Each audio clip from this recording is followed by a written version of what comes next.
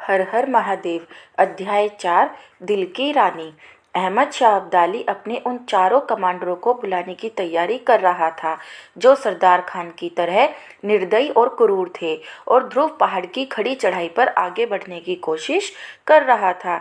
लेकिन एक आभास था जो अनवरत उसके साथ पिछले कई दिनों से बना हुआ था। उसे ऐसा लग रहा था जैसे कोई उसके पीछे लगातार रेंग रहा हो, लेकिन ध्रुव की धमनियों में उसका लक्ष्य रक्त के साथ बह रहा था।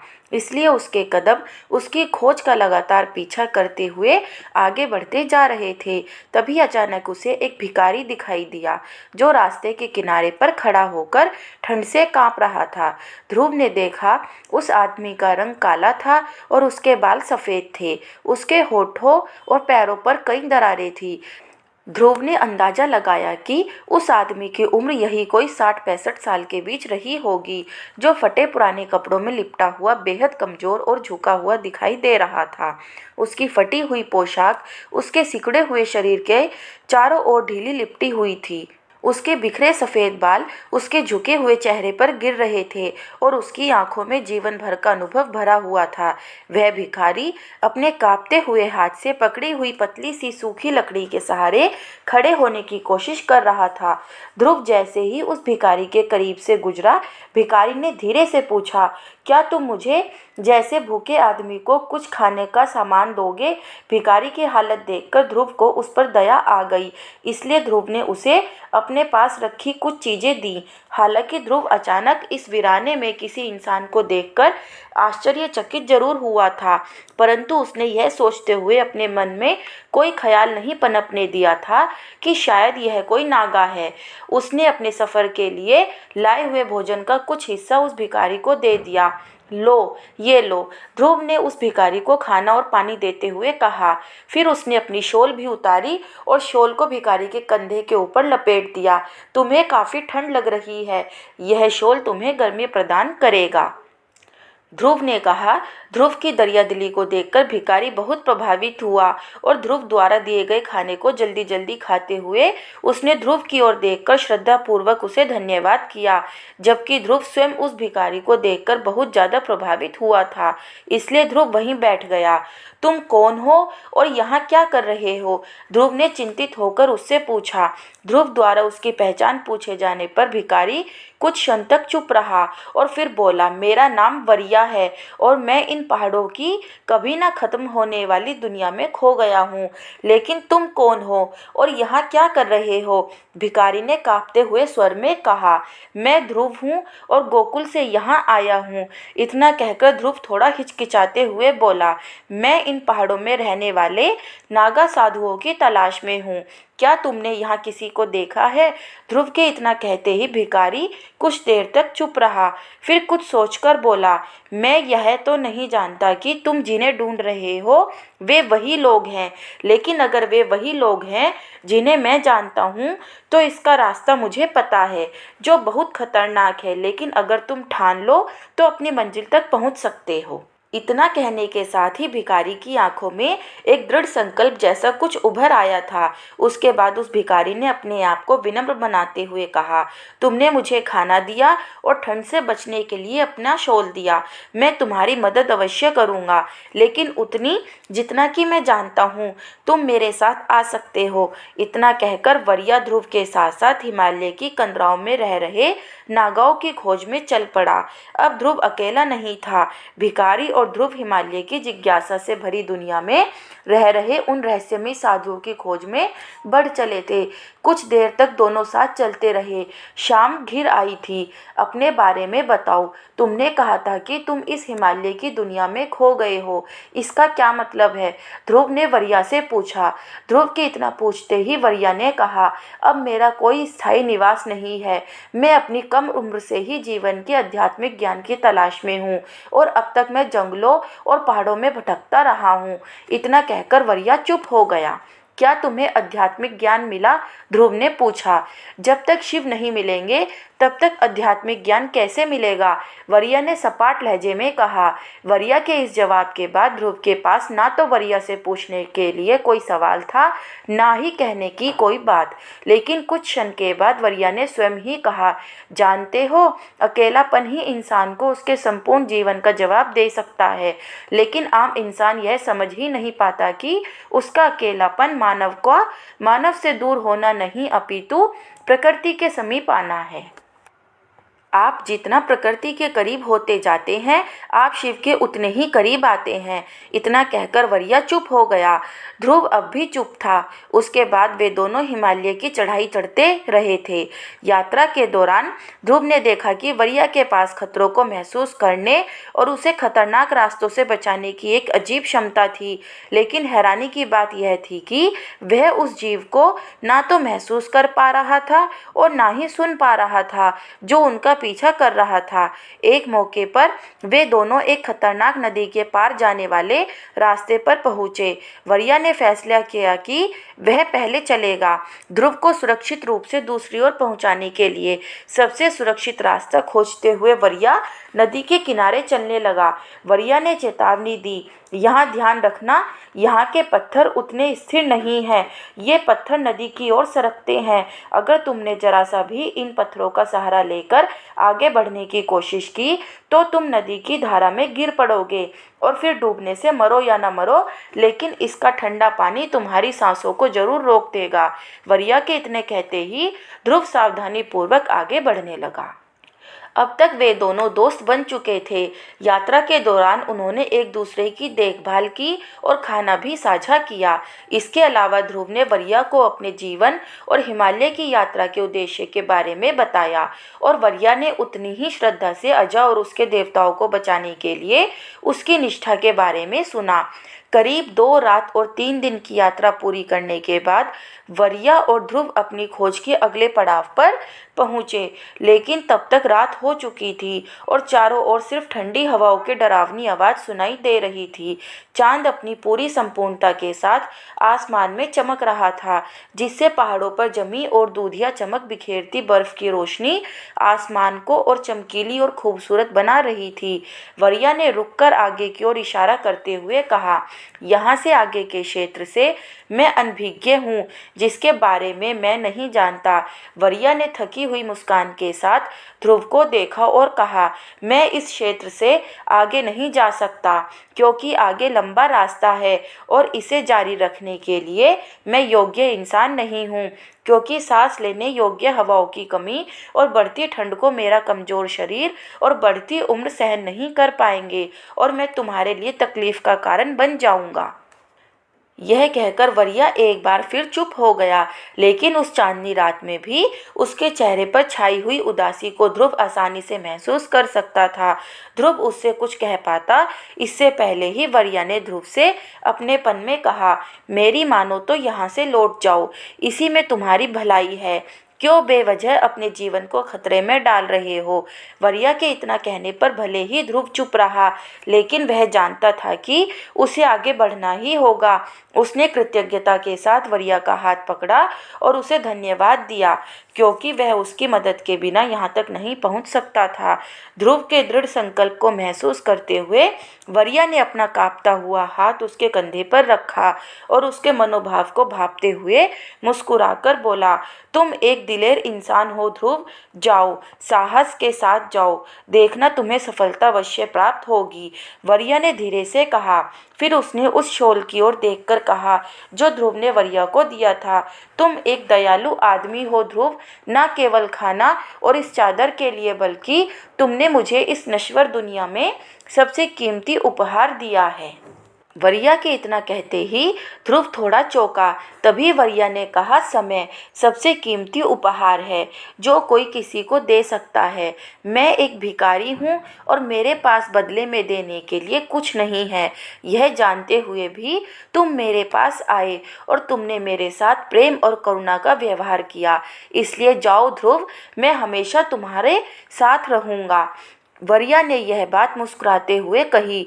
मतलब, मैं समझा नहीं, तुम्हारा क्या अर्थ है? ध्रुव ने उलझन में पूछा। समय तुम्हारे सवाल का जवाब देगा। अब आगे बढ़ो, वरिया ने कहा और ध्रुव को गले लगा लिया। आभार और सम्मान के साथ एक मिलाप करते हुए ध्रुव अपने गंतव्य की ओर एक बार फिर अकेला बढ़ चला, जबकि वरिया भी अपने रास्ते की ओर बढ़ गया। लेकिन बहुत देर तक ध्रुव के कानों में वरिया के कहे शब्द गूंजते रहे। आगे बढ़ते हुए ध्रुव लगातार कई घंटों तक चलते रहने के बाद हिमालय की उस ऊंचाई पर खड़ा था जिसकी चोटियां बर्फ और घूमते हुए बादलों से ढकी हुई थीं, जहां ठंड उसके कपड़ों को चीरती हुई अंदर तक घुस रही थी और उसके हाड़ को गला रही थी। अत्यधिक ऊंचाई पर होने के कारण उसे सांस लेने में कठिनाई हो रही थी। फिर भी ध्रुव ने आगे बढ़ना नहीं छोड़ा। जैसे जैसे ध्रुव आगे बढ़ रहा था, कभी बर्फीली घाटियां आती थी तो कभी जंगल और पथरीले चट्टानों से पटा हुआ निर्जन वन मिलता था, तो कहीं का दृश्य इतना मनोरम होता था कि ध्रुव को महसूस होता था कि कवियों के ख्यालों में आने वाला स्वर्ग ऐसा ही होता होगा। यात्रा के दौरान हर एक चीज बदल रही थी, जमीन से लेकर आसमान, ध्रुव की मानसिक स्थिति से लेकर भावनाएं, सब कुछ सिवाय उस एक चीज के जो स्थिर थी और बहती रेंगने वाली आवाज। लेकिन जब भी ध्रुव पलटकर उस आवाज के स्रोत की तलाश करता, कुछ भी नहीं मिलता। हालांकि थकावट के कारण अब उसकी सांसें रुक रही थी, उसके पैरों में दर्द था। इन सब तकलीफों के बावजूद अपने लक्ष्य तक पहुंचने का जुनून उसे आगे बढ़ने के लिए प्रेरित कर रहा था। उसके मन में दो समावेशी भाव एक साथ घर बनाकर बैठे हुए थे। पहला, उसे पता था कि उसकी मंजिल अभी भी दूर और रहस्यों से भरी हुई थी, लेकिन साथ ही उसे यह भी पता था कि वह इसे खोजने के करीब है। इसके अलावा उसके जहन में बार बार अजा के शब्द गूंज रहे थे, जो उसे आगे बढ़ने का साहस प्रदान कर रहे थे। ध्रुव, मेरे शिव तुम्हारे साथ रहेंगे, तुम बस आगे बढ़ते रहना। और अजा के इन्हीं वाक्यों को अपने धर्म पथ का आधार मानकर ध्रुव आगे बढ़ता चला जा रहा था। जबकि इधर कृष्णा लगभग 9 दिनों की यात्रा के बाद सूरजगढ़ साम्राज्य की सीमा रेखा तक पहुंच चुके थे, जहां से उन्हें स्वर्गीय राजा ध्यानेंद्र के राज्य का एक विशाल कोण दिखाई दे रहा था। कृष्णा को किले की दीवारें दूर से दिखाई दी, जो राज्य की रक्षा के लिए एक अभेद्य दुर्ग के समान खड़ी थी। पास पहुंचकर कृष्णा ने देखा किले का विशाल द्वार बंद था और उसकी सीमा पर प्रहरी तैनात होकर चौकन्नी निगाहों से पहरा दे रहे थे। कृष्णा के दिल में इच्छा और संकल्प की एक लहर उठी, क्योंकि जिस जिज्ञासा और दुख की एक मिलीजुली भावनात्मक यात्रा को तय करने के बाद वह सूरजगढ़ पहुंचे थे, वह अब समाप्त होने वाली थी। यात्रा खतरनाक और लंबी अवश्य थी, लेकिन यहाँ पहुंचकर सूरजगढ़ की संप्रभुता को देखकर इस राज्य और उसके राजा को जानने के विचार ने कृष्णा के मन के थकावट को दूर कर दिया था। हालांकि अभी उस राज्य के महान राजा की मृत्यु के समाचार को उस राज्य के नागरिकों और उसके राजा के पास पहुंचाने की जिम्मेदारी से उसके मन और शरीर को बोझ दोगुना हो चला था, जो कि निश्चित ही सूरजगढ़ के लोगों के लिए भी बहुत दुखदायी होने वाला था। राज्य का किला राजा ध्यानेंद्र की शक्ति और धरोहर का प्रतीक था। कृष्णा यह सुनिश्चित करने के लिए दृढ़ थे कि वह गोकुल की रणभूमि में वीरतापूर्वक लड़े गए उस महान युद्ध के लिए राजा को सम्मानित कराने के बाद ही अपनी यात्रा के लक्ष्य को पूरा मानेंगे। कृष्णा ने गहरी सांस ली और आगे बढ़े। किले के भव्य दीवारें जो दूर से दिखाई दे रही थी, राज्य के वैभव को दर्शा रही थी। किले के द्वार शानदार थे, लंबे और मजबूत शारीरिक ढांचे वाले। जो प्रहरी उन्हें पुरुष लगे थे, वे वास्तविक में शक्तिशाली शरीर वाली महिलाएं थीं, जिनकी शारीरिक संरचना उनकी शक्ति को बखूबी व्यक्त कर रही थी। कृष्णा यह देखकर हैरान भी थे और प्रभावित भी। मेरा नाम कृष्णा है और मैं हरिपुर का मुख्य सेनापति था। मैं आपके राजा से मिलना चाहता हूँ। कृष्णा ने किले के द्वार पर खड़े होकर वहां की महिला द्वारपालों को संबोधित करते हुए कहा, हमारे राजा नहीं हैं, हम रानी की सेवा करते हैं। किले के द्वार पर खड़ी महिला प्रहरी ने गर्व से कहा। एक अन्य वरिष्ठ महिला प्रहरी आगे बढ़ी और कृष्णा से उसके आने का उद्देश्य पूछा। दोनों महिलाएं कृष्णा से लंबी और प्रभावशाली थी। उनके विशाल शारीरिक गठन से यह साफ था कि बिना उनकी अनुमति के कोई भी व्यक्ति अंदर नहीं जा सकता था। उनके पूछने पर कृष्णा ने उन्हें सम्मानपूर्वक जवाब दिया, मेरे पास राजा ध्यानेंद्र के बारे में तात्कालिक समाचार है। कृपया अपनी रानी को मेरे आने की सूचना दें। राजा ध्यानेंद्र का नाम सुनते ही वरिष्ठ महिला अधिकारी ने कुछ क्षण के लिए कृष्णा की आंखों में झांका और उनका आकलन किया। फिर एक महिला सैनिक की ओर इशारा किया, जो तुरंत भीतर जाकर रानी को सूचना देने के लिए वहां से चली गई। लगभग आधे घंटे के बाद वह सैनिक लौटी और कृष्णा को अंदर जाने की अनुमति दी। संदेश को जल्दी से पहुंचाने और राज्य के महान संरक्षक के बारे में और जानने के लिए कृष्णा ने महिला सुरक्षा अधिकारी की आज्ञा का पालन किया और विशाल द्वार से होते हुए अंदर की ओर बढ़ गए। लेकिन किले के अंदर प्रवेश करने के साथ ही कृष्णा चकित रह गए थे। अंदर का किला भव्य था और बेहद खूबसूरत ढंग से सुसज्जित था। कृष्णा को पता चला कि सूरजगढ़ की रानी को वहां की प्रजा अन्नपूर्णा देवी के रूप में जानती है, क्योंकि उनके राज्य में कोई भी अन्न धान्य से वंचित नहीं था। वह देवी लक्ष्मी के रूप में राज्य के सिंहासन पर विराजमान थी, जो अपने राज्य के लोगों को समृद्धि और संपत्ति प्रदान करती थी। वह ठीक वैसे ही ज्ञान की देवी थी जैसे सरस्वती देवी ज्ञान और प्रबोधन की देवी हैं। युद्ध के समय में वह माँ दुर्गा की तरह मजबूत और भद्रा का स्वरूप बनकर अपने प्रजा की रक्षा में आ खड़ी होती थीं और अपनी महान सेना का नेतृत्व करने के साथ साथ असीम शक्ति और साहस का परिचय देती थी। दशकों तक उनकी प्रजा ने रानी के महान शासकीय क्षमता के कारण उन्हें न केवल एक शासक बल्कि एक माँ के रूप में भी देखा था, क्योंकि उनकी प्रजा की भलाई के प्रति अडिग प्रतिबद्धता ने राजा ध्यानेंद्र के राज्य में आशा और एकता को बढ़ावा दिया था। रानी की धरोहर अनोखे मात्र सत्तात्मक समाज में वर्षों तक जीवित रहने वाली थी, जहां महिलाएं स्वतंत्र रूप से शासन करती थी और जहां न्याय सर्वोपरि था। जब वह महल के द्वार के करीब पहुंचे तो उन्होंने प्रसन्न और स्वतंत्र लोगों को संतोष से गाते सुना। अगर यूं कहें कि रानी नदियों और मंदिरों के राज्य में शासन करती थी तो यह कोई विस्मय की बात नहीं थी। एक रानी जिसके मुख पर स्वर्ग की देवी जैसे चमक थी और उसके कदमों में रम्यता थी। उनकी आंखों में साहस, हर उतार चढ़ाव और सुख दुख के क्षण में एक प्रेरणा बसी हुई थी। वह एक ऐसी शासक और शासिका थी जो ज्ञान और साहस से परिपूर्ण थी। करुणा उनकी मार्गदर्शक और प्रेम उसकी ढाल थी। वह अपनी प्रजा का पालन करती थी और अपनी निष्ठा को दिखाती थी। दूर दराज से कभी कोई आगंतुक उनसे सहायता की उम्मीद में आता था, वह दया में कभी देरी नहीं करती थी। वह सभी की जरूरतों को खुले दिल से स्वीकार करती थी, हर कार्य में सहजता और आशा प्रदान करती थी। आसपास के खतरे और अंधकार को नकारते हुए रानी आशिया का प्रतीक बनकर खड़ी रहती थी। वह भूखों को भोजन देती हैं और बीमारों को ठीक करती हैं, गिरते हुए लोगों को दृढ़ नायिका की तरह सहारा देती हैं। उनके राज्य में शांति और खुशी का राज है, क्योंकि रानी का प्रेम एक सौम्य आलिंगन की तरह बहता है। कठिनाइयों और संघर्षों के बावजूद वह गरिमा के साथ नेतृत्व करती हैं। वह हमारे दिलों में एक पूजनीय देवी के रूप में बसी हुई हैं। एक महिला सैनिक ने ये बातें कृष्णा को मुख्य महल के द्वार तक छोड़ने के क्रम में रास्ते में कहीं। जब कृष्णा ने महल के राजसी आंगन में प्रवेश किया तो वह उसकी भव्यता और सुंदरता से हैरान रह गए।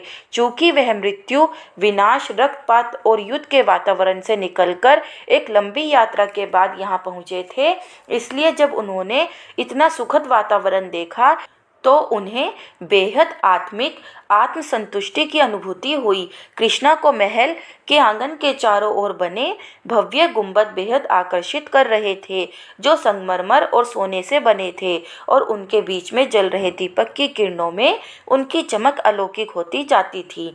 दीवारों पर संगमरमर की मूर्तियां और सोने के आभूषण उस महल के बड़े प्रांगण को असाधारण सुंदरता प्रदान कर रहे थे। कृष्णा ने महल के शानदार वैभव में कुछ ऐसी आत्मिक शांति को महसूस किया जहाँ की सुखदायक ध्वनि और वहाँ का शांत वातावरण उनके अंदर के युद्ध के कारण बिखरे और लहूलुहान इंसान को पूरी तरह भाव विभोर कर रहा था। महल में अंदर की महिलाओं के चेहरे पर अलग ही चमक थी और वे रेशमी वस्त्रों में सजी हुई थी। केवल महल की भव्यता और महिलाओं का आत्मविश्वास ही कृष्णा को चकित कर देने के लिए पर्याप्त नहीं था, बल्कि इस राज्य का एक अनूठा ढांचा भी था। महिलाएं सत्ता और अधिकार की स्थिति में थी, जबकि पुरुष सेवक की भूमिका में थे। उनकी गतिविधियां सौम्यता और आदर से भरी हुई थी। उन्होंने महिला मंत्रियों के पास खड़े पुरुषों को देखा जो सजावटी पंखों को बगल में खड़े होकर झल रहे थे, जबकि कई अन्य पुरुष कोने में खड़े थे, बिल्कुल सचेत और सावधान की मुद्रा में, सबके ऊपर अपनी पारखी नज़र बनाए हुए। यह दृश्य पारंपरिक भूमिकाओं का एक अद्भुत उलटफेर था जो राज्य की प्रगतिशील प्रकृति को दर्शाता था। ऐसी भूमिका और स्थान को निर्धारित करने की क्षमता अद्भुत साहस के कारण ही संभव थी। महल के सिंहासन के पास पहुंचते हुए कृष्णा ने एक असामान्य आकृति देखी। जैसे जैसे वह आकृति स्पष्ट होती गई, कृष्णा ने देखा कि वह इस महान साम्राज्य की रानी थी, जिनके व्यक्तित्व में आन बान और शान का अद्भुत संयोजन था। उनके मस्तक पर चमकता उनका भव्य शाही मुकुट प्रकाश की अद्भुत छटा बिखेर रहा था। पहली ही नज़र में कृष्णा को यह एहसास हो गया था कि वह एक असाधारण शक्ति और बुद्धिमत्ता वाली रानी थी। रानी और उनके दरबारियों ने कृष्णा का बेहद गर्मजोशी से स्वागत किया। हरिपुर के पूर्व सेनापति कृष्णा रानी के आचरण से प्रभावित थे। उन्होंने रानी को देखते ही सम्मानपूर्वक अपने सिर को झुकाया और फिर बोले, नमस्कार महारानी, मेरा नाम कृष्णा है, मैं हरिपुर का पूर्व सेनापति हूँ। कृष्णा ने अपना परिचय दिया। मुझे बताया गया है कि आप कौन हैं सेनापति। मैं यह जानना चाहती हूँ कि आप हरिपुर से यहाँ क्यों आए हैं। मुझे याद है कि हरिपुर ने एक बार हम पर आक्रमण किया था। कहीं आप पुनः हमसे युद्ध तो नहीं चाहते? रानी ने अपनी आवाज़ में शांति के बावजूद सतर्कता दिखाई। रानी के इतना कहते ही सेनापति कृष्णा को गलानी महसूस हुई और उन्होंने उसी भाव में कहा, नहीं महारानी, अब मैं हरिपुर के नए राजा की सेवा नहीं करता। मैं यहाँ इसलिए आया हूँ क्योंकि हाल ही में मुझे राजा ध्यानेंद्र के साथ लड़ने का सम्मान मिला।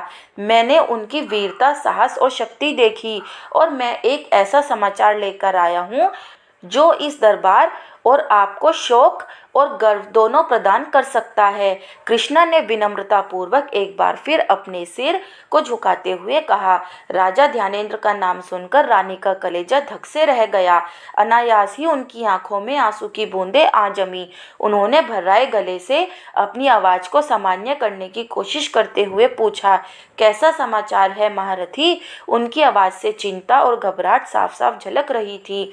रानी की मनोदशा को भांपते हुए कृष्णा पहले हिचकिचाए, लेकिन उन्हें वह काम करना ही था जिसके लिए वह इतनी दूर यात्रा करके आए थे। कृष्णा अब वह दुखद समाचार देने के लिए तैयार थे, इसलिए उसे कहने के लिए कुछ क्षण तक चुप रहकर उन्होंने अपना साहस बटोरा और बोले, महारानी, मैंने राजा ध्यानेंद्र के नेतृत्व में नागा योद्धाओं की दिव्य वीरता देखी है। मैं उनका साथी और इस बात का साक्षी दोनों ही रहा हूँ, जिन्होंने अपनी अद्वितीय वीरता से युद्ध के हर मोर्चे को हमारे पक्ष में मोड़ दिया। भले ही हमारे सामने हमारा दुश्मन 10 गुना अधिक था, फिर भी न केवल उन्होंने चुनौतियों को स्वीकारा, बल्कि उन्होंने उन अफगानी दुश्मनों की कब्रें खोद दी। लेकिन इतना कहकर कृष्णा स्वयं भावुक हो गए। क्या हुआ था सेनापति? आप चुप क्यों हो गए? तभी एक बुलंद आवाज़ सेनापति कृष्णा के कानों से आ टकराई और यह रानी की आवाज़ नहीं थी। कृष्णा ने उस आवाज़ की ओर देखा। उन्होंने देखा एक सुंदर युवा महिला जो 20 के शुरुआती वर्षों में थी, एक अधिकार और बेहद प्रभावशाली व्यक्तित्व लिए रानी के पास खड़ी थी और उसके बाल बेहद सौम्यता से गुथे थे और चमकते पिनों से सजे हुए थे जो उसकी पीठ तक लटक रहे थे। उसकी तेज तर्रार नजरें कृष्णा के चेहरे पर तेजी से उभरते और मिटते हर भाव का अवलोकन कर रही थी। उसका शरीर कवच से सुसज्जित था, जिस पर राज्य का वही प्रतीक उकेरा हुआ था जिसे कृष्णा ने शंभुजी की गर्दन पर देखा था। कृष्णा ने महसूस किया वह एक योद्धा थी, लेकिन उसके व्यक्तित्व में वही आभा थी जिसे कृष्णा ने महारानी और शंभूजी में अब तक महसूस किया था। उसकी कमर से एक तलवार लटक रही थी जो रत्नों से सुशोभित थी। यह तलवार उसे सूरजगढ़ साम्राज्य के सेनापति के रूप में प्रदर्शित करा रही थी। इससे पहले कि कृष्णा कुछ और कहते, रानी ने आदेश दिया, राजकुमारी ने जो पूछा है उसका उत्तर दीजिए सेनापति। रानी के मुंह से यह आदेश सुनते ही कृष्णा को एहसास हुआ कि वह चंद्रिका थी, रानी और राजा ध्यानेंद्र की बेटी। कृष्णा को जब तक यह समझ आता था, उनकी आंखों के आगे एक और चेहरा उभर आया था जो राजकुमारी के चेहरे से बिल्कुल मेल खाता था। वह चेहरा जो कृष्णा की यादों में आकर बस गया था और जिसे याद करके कृष्णा की आंखों से आंसू की बूंदें छलक उठी थी, वह चेहरा था अजा का। उसने रानी से पूछा, क्या उनका बेटा भी था? कृष्णा के इस प्रश्न ने रानी को असहज कर दिया और उनके चेहरे का रंग मलिन होता चला गया था, जबकि कृष्णा अपने इस प्रश्न के साथ ही युद्ध भूमि में उस जगह पर पहुंच गए थे जहां उन्हें याद आ रहा था कि कैसे शंभूजी अपनी अंतिम सांसें लेते समय अजा की ओर हाथ बढ़ा रहे थे। और उस क्षण कृष्णा की यह समझ ही नहीं आ पाए थे कि शंभूजी अपने अंतिम समय में अपने बेटे के पास पहुंचना चाहते थे जो उनके सामने ही मृत पड़ा हुआ था।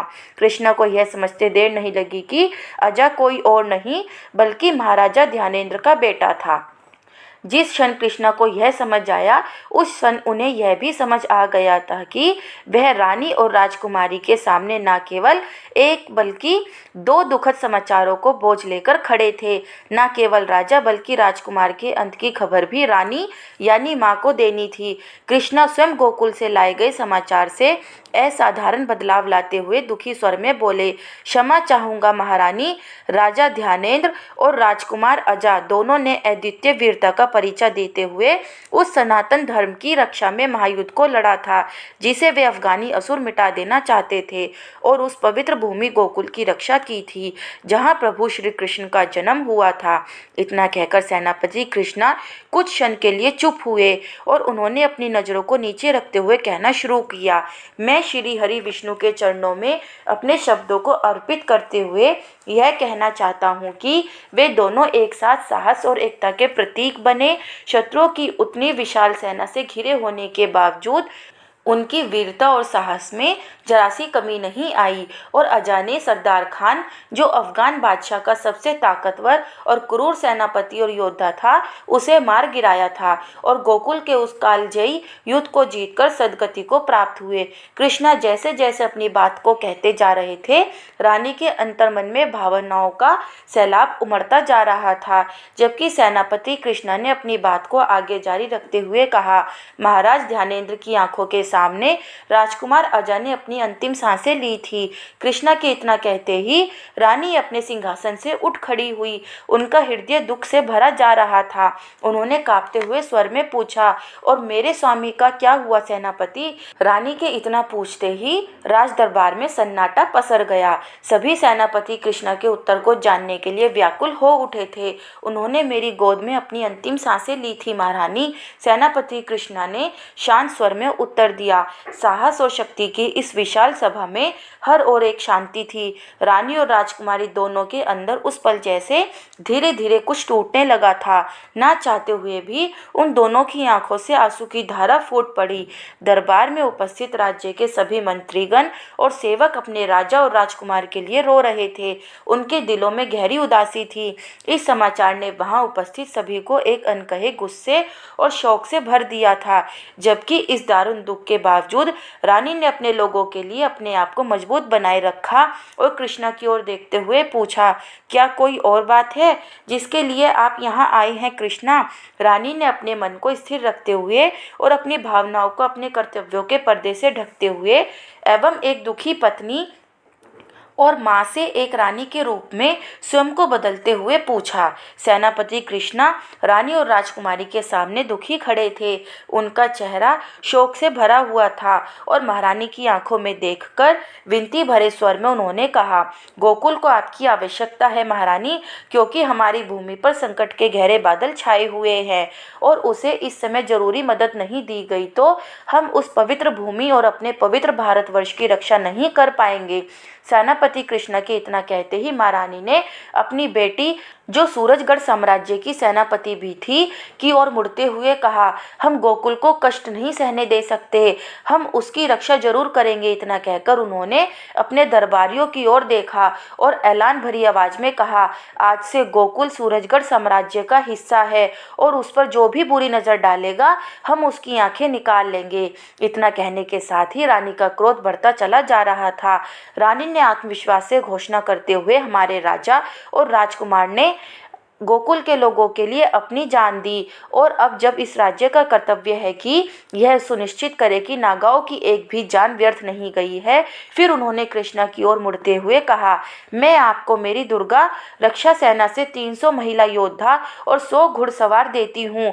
आप उनके साथ मिलकर गोकुल की सीमाएं निर्धारित करें और आक्रमणकारियों से गोकुल को लोगों और उनकी भूमि की सुरक्षा करे। फिर उन्होंने राजकुमारी की ओर देखकर कहा, राजकुमारी चंद्रिका, इस अभियान का नेतृत्व को तुम करोगी और गोकुल की सुरक्षा सुनिश्चित करेगी। महारानी के आदेश देने के साथ ही राजकुमारी चंद्रिका ने दृढ़ निश्चय के साथ कदम बढ़ाया और कहा, जैसी आपकी आज्ञा महारानी। राजकुमारी के इतना कहते ही सूरजगढ़ साम्राज्य का हर दरबारी महारानी और राजकुमारी के नाम के जयकारे लगाने लगा। इधर रहस्य में नागा जब कृष्णा को गोकुल की रक्षा के लिए सूरजगढ़ की राजकुमारी के नेतृत्व में प्राप्त हुई सेना की एक छोटी सी टुकड़ी के बारे में बता रहा था, तो उधर थॉमस किताब के हर एक पन्ने में दर्ज नागाओं की रहस्यमय दुनिया को पढ़ने में गहराई से डूबा हुआ था। थॉमस जैसे जैसे किताब में लिखी उन अद्भुत जानकारियों को पढ़ता जा रहा था, वह हैरान होता जा रहा था, जिसमें नागाओं की अद्भुत शक्तियों के बारे में लिखा गया था। थॉमस जो अभी पढ़ रहा था वह था कैचर के बारे में, जो प्राचीन काल के एक रहस्यमय और डरावने नागा कुल के बारे में थी, जिनके बारे में कहा जाता है कि इन नागाओं के पास आत्माओं को पकड़ने और नियंत्रित करने की दुर्लभ क्षमता थी। जीवित और मृत, अच्छी और बुरी, सभी प्रकार की आत्माओं को कहा जाता है, जब एक बार ये आत्माएं कैचर की गिरफ्त में आ जाती थी तब वे उन्हें अपने पवित्र त्रिशूलों में सहेज लेते थे और उनसे एक शक्तिशाली शस्त्र का निर्माण करते थे, जिन्हें उस कुल के नागा साधु युद्ध भूमि में अपनी इच्छा अनुसार इस्तेमाल करते थे। उन नागाओं का स्वरूप कुछ इस कदर भयानक था कि उन्हें देखकर उनके दुश्मनों के प्राण अपने आप ही निकल जाते थे। शरीर पर पवित्र राख और डरावने बाल होते थे, जो मुड़े हुए सांपों की तरह दिखाई देते थे और उनकी आंखें आग के समान जलती हुई प्रतीत होती थी। उनके गले में खोपड़ियां और हड्डियों की मालाएं सजी होती थी और वे त्रिशूलों को पकड़े हुए होते थे, जो अनगिनत फंसी हुई आत्माओं की ऊर्जा से जीवित होते थे। ये नागा साधु केवल शारीरिक शक्ति से नहीं लड़ते थे, बल्कि उन अदृश्य रहस्यमय शक्तियों से भी लड़ते थे जिन पर वे नियंत्रण रखते थे।